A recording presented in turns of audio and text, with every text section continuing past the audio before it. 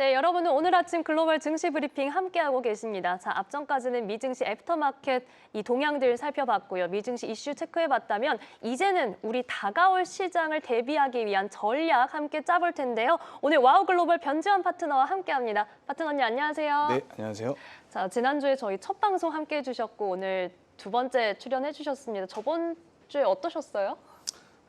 뭐 방송 말씀하시는 거예요? 네. 뭐 조금 긴장을 하긴 했습니다만 예, 오늘 그 좀 아쉬운 부분들을 좀 더 채워서 네. 양질의 정보들을 전달해드리도록 노력하겠습니다. 사실 그날은 저도 첫 방송이라고 같이 네네. 긴장을 했어서 저도 좀 파트너님과 이렇게 편하게 얘기하지 못하고 좀 딱딱했던 것 같은데 네네. 오늘은 좀 더 편하게 시장 이야기를 해보도록 하겠습니다. 자, 이 9월이 하루 쉬어가고 나서 미증시가 어젯밤에 첫 거래일을 소화했습니다. 9월에 뭐 시장 안 좋다, 안 좋았다, 역사적으로 어쨌다 이런 이야기 많기는 하지만 이걸 진짜로 이번에도 똑같을 거다라고 믿고 싶지는 않은데 어제 시장은 어떻게 보셨어요?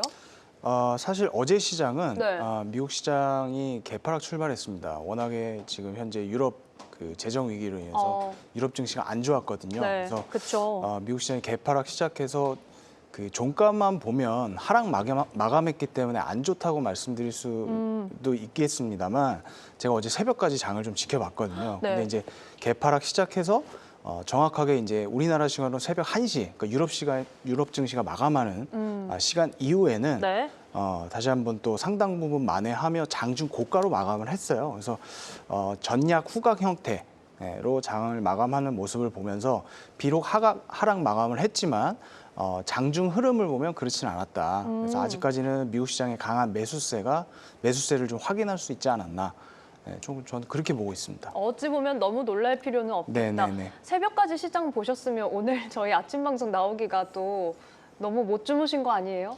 2시간 뭐 자는 둥 마는 둥 했습니다. 2시간 주무시고 그러면 얼른 저희가 이야기하고 좀 오후 중에 쉬실 수 있도록 알겠습니다. 해드려야겠습니다. 자, 전략 호강이라고 얘기를 해주셨는데 그럼 저희가 선물 시장 흐름도 잠깐 한번 제 화면으로 확인을 해볼게요. 지금 3대 지수 인덱스 선물을 보면은 나스닥이 0.27% 오름세, 3대 지수 선물에서는 지금 혼조세를 보이고 있지만 그래도 조금씩 올라서는 모습 보여주고 있다는 점 함께 체크해 보겠습니다.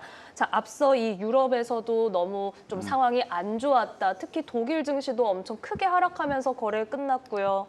여기에 뭐 간밤에 영국과 프랑스에서 이 국채금리 관련된 뉴스가 좀 쏟아지더라고요. 네네네. 이걸 보고 와 이렇게 막 역대급이다라고 하면은 놀랄만하지 않나 싶은데 이 내용들 저희가 좀 심각하게 걱정해야 되는 거예요? 일단 현재 불거지고 있는 유럽 쪽 네. 리스크를 좀 보시면 자료 한번 보시면 네. 예, 이제 실시간 차트인데 이제 프랑스 같은 경우에는 30년 채권 금리가 4.5를 돌파를 했습니다. 그래서 프랑스라든지 영국이라든지 둘 다 사실 전부 재정 위기, 그러니까 리스크 프리미엄이 상승하면서 네. 나타난 현상인데 프랑스 같은 경우는 바이르 총리가 7월 15일 날 내년 예산안에서 440억 유로에 달하는 재정 지출 삭감안을 발표를 하면서 좀 불거졌거든요. 그래서 공공부문 고용 축소라든지 연금이나 아니면 세금 동결 또 뭐 공휴일 폐지 이런 항목들을 좀 포함하고 있습니다. 네. 그렇다 보니까 이제 재정 적자 축소, 뭐 EU의 재정 규율을 우리는 준수해야 된다. 뭐 이런 것들을 위해서 이제 그 예산안을 발표를 했지만 야당과 이제 언론에서 지금 강하게 비판을 하고 있는 상황입니다. 그래서 결국에는 하원에 네. 이번 달이죠. 9월 8일 날 이 하원의 예산안 확보를 하기 위해서 신임 투표를 붙이거든요. 그래서 그 당시에 이 예산안이 발표됐을 때 유로화가 좀 그 시장에서 큰 매도 압력을 받았었어요. 그러면서 이런 어떤 정치적인 불확실성이 2011년, 12년에 있었던 그 남유럽 위기, 그때 있었던 그 남유럽 위기까지 거론이 되면서 네. 유로존 전체의 어떤 리스크로 좀 인식을 하고 있는 것 같다. 그래서 일각에서는 뭐 IMF의 금융 지원이 프랑스에 들어가야 한다, 뭐 이런 이야기도 나오고 있습니다만 정도로, 네. 최근에 그 22의 라가르드 총재의 어떤 공식적인 발언에서는 일단 선을 긋는 모습은 보여주고 있고요. 그 다음에 이제 영국 같은 경우는 네. 코로나 이후에 좀 과도한 복지라든지 공공지출 이런 재정 적자가 굉장히 심각합니다. 그래서 프랑스와 마찬가지로 GDP 대비 재정 적자 비율 자체가 이제 유로존의 기준인 3%를 좀 크게 벗어나 있거든요. 지금 5.1인가 아마 그럴 텐데. 그래요. 예, 그래서 이러한 것들이 문제가 되고 있고 그 배경으로는 이제 ORB, ORB라고 하면은 그 영국의 예산 책임청이거든요. ORB. 예, 예산을 이제 그 예측을 하고 거기 예측에 따른 것들을 수립하고 이런 건데 그 이 ORB에서의 반복적인 예측 오류, 그러니까 이제 단기 재정은 좀 좋게 포장하고 그 다음에 지출 압박을 좀 미래로 미루고 뭐 좀... 이러한 것들이 좀 반복이 되면서 신뢰를 좀 많이 잃었죠. 그래서 이러한 것들 그러면서 자연스럽게 이자 비용이 크게 증가하고 그 다음에 또 낮은 성장률, 그 다음에 높은 물가 이러한 것들이 어떤 최근에 그 영국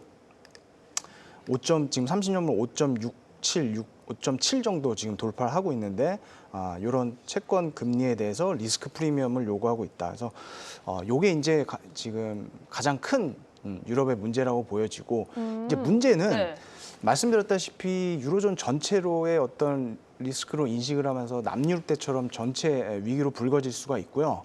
이게 이제 지금 안 그래도 미국 시장 같은 경우에는 장기금리차가 내려오지 않고 있지 않습니까? 그래서 트럼프 행정부 이기가 이거를 잡으려고 계속해서 액션을 취하고 있는 중인데 이런 유럽의 리스크들이 미국으로 옮겨가면서 미국 장기 채권 금리도 덩달아 올라가고 그다음에 유로화가 약세가 되면서 달러화의 강세로 이어지는 그러면서 글로벌 전체 시장에 좀 이런 리스크가 옮겨붙을 수 있다.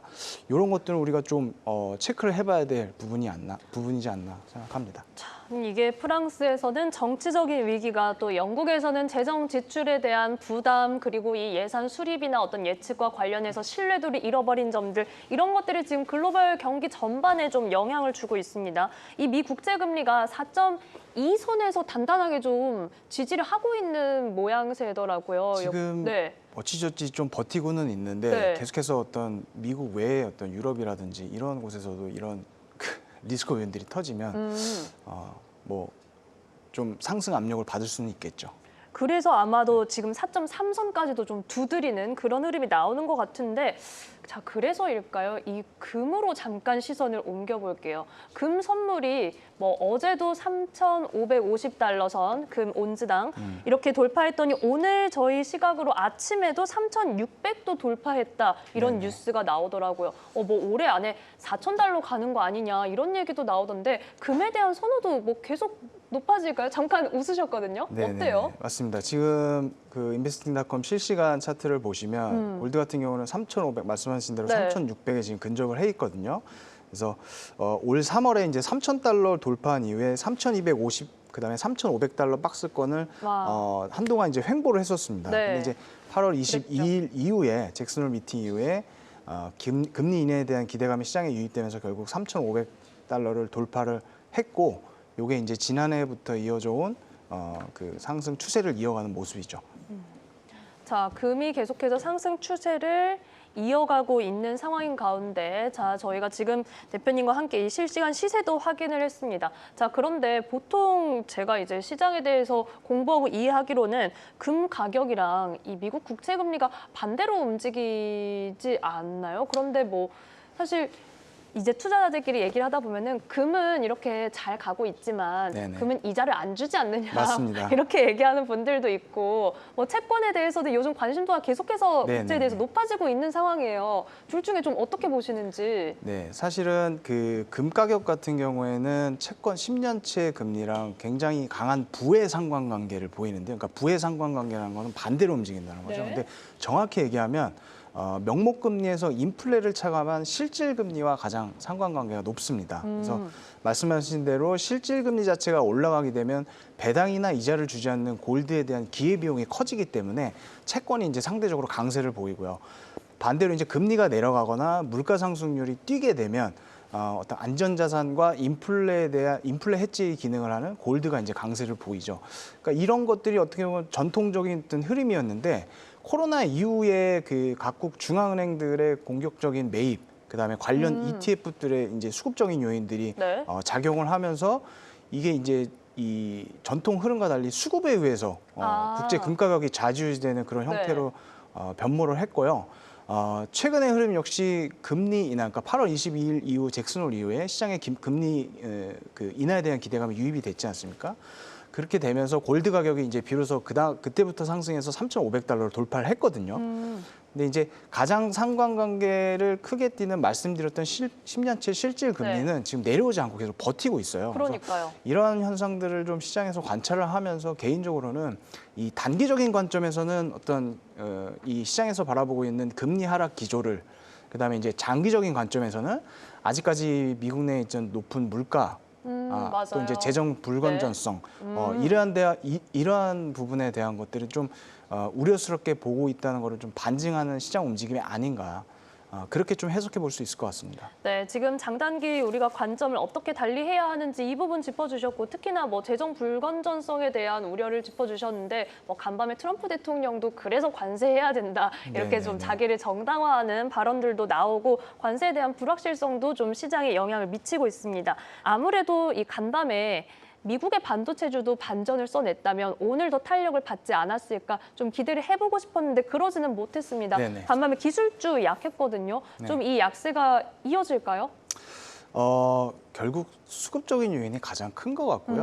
어떤 그 최근에 시장을 이끌었던 AI 산업에 대한 트렌드라든지 이런 것들이 뭔가 이제 버블이다, 아직 그렇게 논하기에는 조금 무리가 있을 것 같고. 무리가 있다. 예, 그 대표적으로 미국의 추세 추종 펀드 중에 그 CTA라는 펀드가 있어요. CTA? 예, 굉장히 규모가 큰 펀드인데 선물하고 옵션 같은 파생 상품으로 이제 지수를 추종하는 그런 대형 펀드입니다. 근데 이 CTA 펀드가 7월 한 달 동안만 주식 비중을 3배 이상 확대를 했습니다. 그러면서 주식 매수 포지션이 3배. 거의 이제 100% 이제 포화 상태에 이르렀다는 제가 기사를 좀 본 적이 봤는데, 이렇게 되면 이제 거의 맥스 롱 상태거든요. 거의 그쵸. 이제 채울 만큼 다 채웠기 때문에 과거 통계적으로 이 구간에서는 차익 매물에 대한 압력이 굉장히 심했던 구간입니다. 그래서 자연스럽게 차익 실현 매물을 통한 어떤 조정 구간의 흐름이 나타날 수 있다. 아직까지는 그 정도로 판단하는 게 좀 합리적이라고 보여지고, 이번 주에 또 오늘 세일즈포스 장 마감 후에 그렇죠, 네. 그다음에 브로드컴 실적 발표도 이번 주에 있지 않습니까? 그래서 이런 실적 발표들이 있으니까 또 이번 주 오늘하고 주 후반으로 가면서 좀 기대해 볼 수 있지 않을까, 개인적으로 그렇게 생각하고 있습니다. 네, 기대해 볼 만한 포인트다. 앞서 말씀해 주신 것처럼 지금 뭐 시장이 잠깐 약한 흐름은 뭐 자연스러운 네네네. 조정이다. 그리고 뭐 AI 거품론과 관련해서도 그런 부분 우려할 필요가 없기 때문에 더더욱 이번에 세일즈포스나 브로드컴의 실적에 대해서 좀 기대를 해볼 수가 있을 것 같은데, 파트너님도 이 실적에 대해서는 좀 긍정적으로 전망하고 계신다는 거죠? 네, 그렇습니다. 세일즈포스 같은 경우는 기업의 어떤 그 고객 관련한 모든 데이터와 업무 이런 것들을 통합 관리해주는 그 플랫폼을 서비스하는 CRM 업계 1위 기업이거든요. 그래서 주가는 이제 2024년도 말에 약 370달러 정도를 찍고 현재 이제 한 250달러대로 조정을 받고 있는 흐름인데, 이번 분기 컨센서스 자체는 그 주력 사업인 에이전트 포스의 매출 확대 뭐 이런 것들 따라서 양호하게 형성되어 있습니다. 그래서 세일즈포스 실적 여하에 따라서 뭐 AI 소프트웨어나 아니면 AI 인프라 수요 뭐 이런 것들랑 관련한 반도체 업종들 영향을 줄 수 있기 때문에 좀 주목할 만하고요.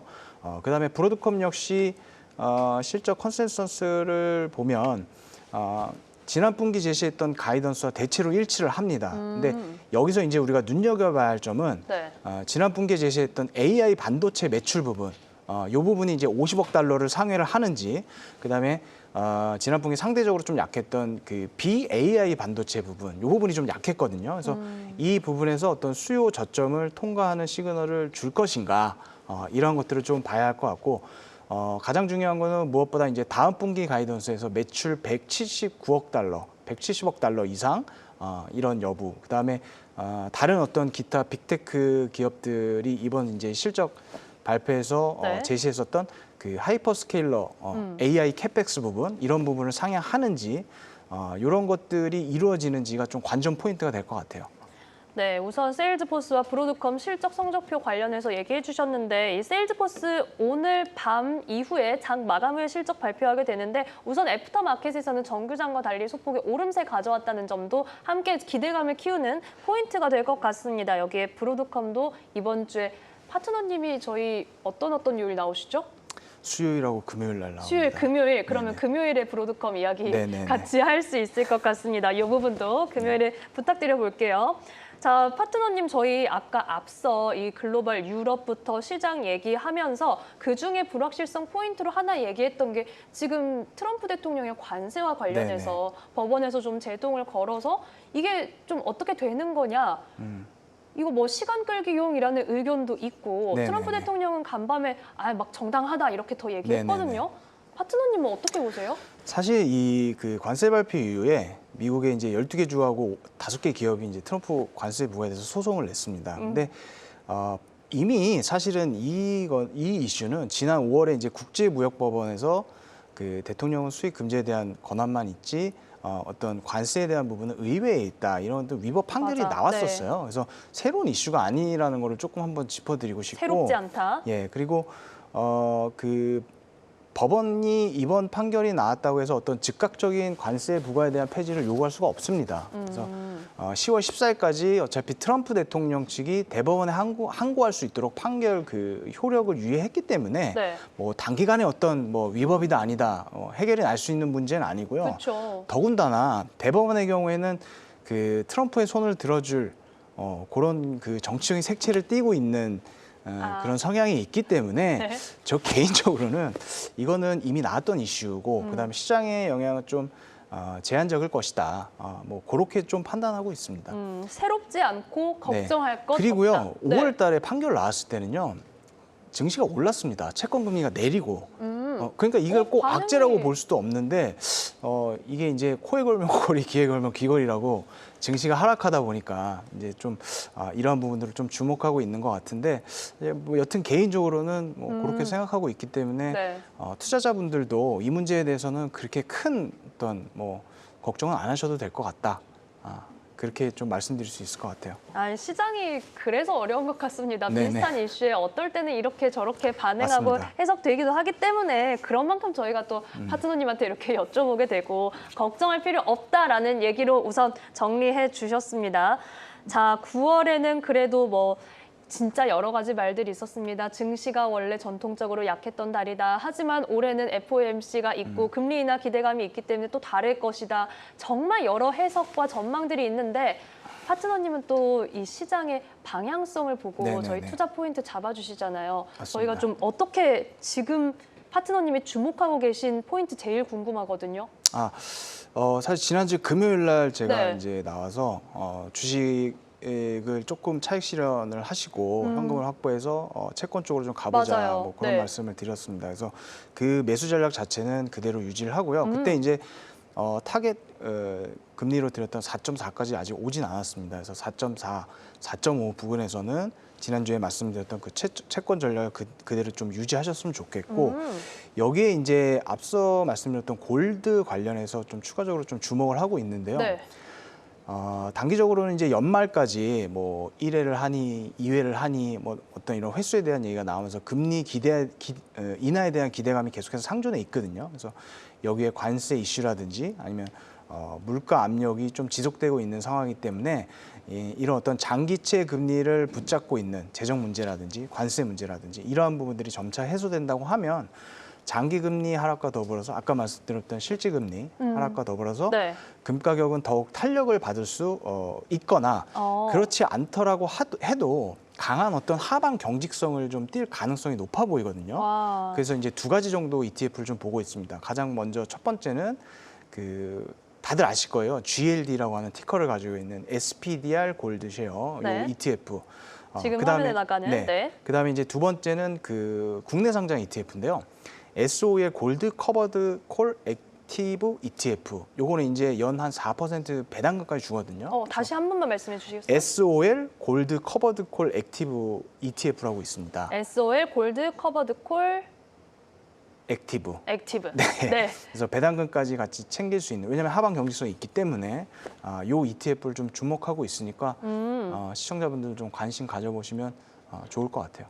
더 탄력 받을 수도 있고 아니어도 하방 경지성, 네네네. 아니어도 안전하다. 참 금이 왜 안전자산인지 다시 한번 알 수 있는 포인트입니다. 저희가 미국에서는 GLD, 티커명 GLD, 그리고 국내에서는 SOL 골드 커버드 콜 액티브까지도 확인해 볼게요. 또한 여기 지금 주식과 채권 사이에서의 시각은 그대로 유지해 주셨습니다. 자, 파트너님 그러면 오늘 밤에 이어질 미장 관전 포인트 간략하게만 짚어주시죠. 네, 그 미장 관전 포인트 전에 유럽에서도 한 가지 경제 이벤트가 네. 열려서 그걸 하나 좀 말씀드리고 싶은데 네. 우리나라 시간으로 4시 30분입니다. 그래서 ESRB, 그러니까 유럽 시스템 리스크 위원회가 그 독일 프랑크푸르트에서 열려요. 시스템 리스크 위원회. 네, 좀 어렵죠. 어. 근데 이제 이 자리에서 ECB 총재인 라가르드 총재의 연설이 네. 좀 내정되어 있습니다. 아. 그래서 최근에 프랑스 정치권 문제라든지 영국 재정 위기 그쵸. 이걸 둘러싸고 이제 IMF의 구제금융 이하까지 나온다고 제가 아까 말씀드렸지 않습니까? 그래서 요 자리에서 그 라가르드 총재가 관련 발언이 좀 나오는지 요거를 한번 좀 재밌게 이거 이제 생중계로 볼 수 있어요. 저희가. 중요하겠네요. 네. 네, 그래서 요걸 한번 지켜봐야 될 것 같고 미국에서는 새벽 3시에 이제 베이지북이라는 거를 발표를 하는데 요걸 좀 주목해 볼 필요가 있습니다. 네. 베이지북은 이제 미국의 12개의 연방 준비 은행장들을 인터뷰를 합니다.